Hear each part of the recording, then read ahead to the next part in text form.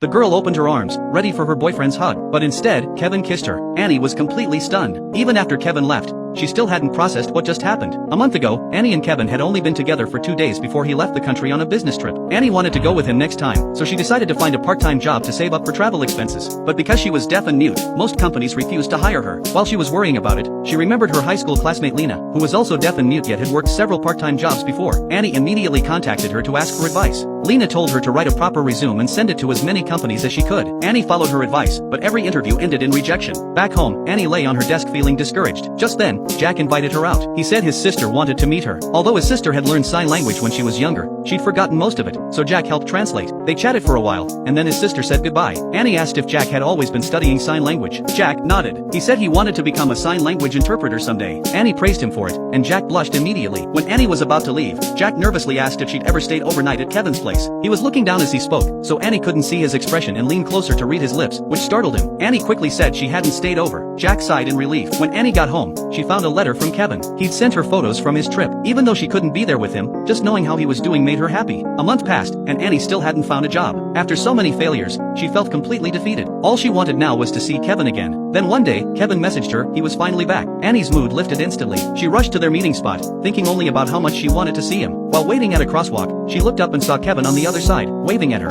Annie waved back excitedly. Kevin mouthed something to her, asking if he could kiss her, but the distance between them was too far, so Annie thought he said hug. She nodded right away. When the train passed and Kevin came to her side, Annie shyly told him to sit next to her. Then, when no one was watching, she opened her arms, waiting for his hug, but instead, Kevin leaned in and kissed her. Annie froze in shock. It wasn't until Kevin walked away that she realized his lip reading had said kiss, not hug. Her heart was racing uncontrollably, and Kevin looked just as flustered. They awkwardly went to eat together afterward. On the way, Annie noticed Kevin's hair was a little longer than before, his skin slightly tanned, and his lips even more attractive. After dinner, Kevin took Annie to sit by the fountain in the park. He said he wanted to introduce her to his friends. Annie didn't mind, so Kevin brought her to Ryan's house.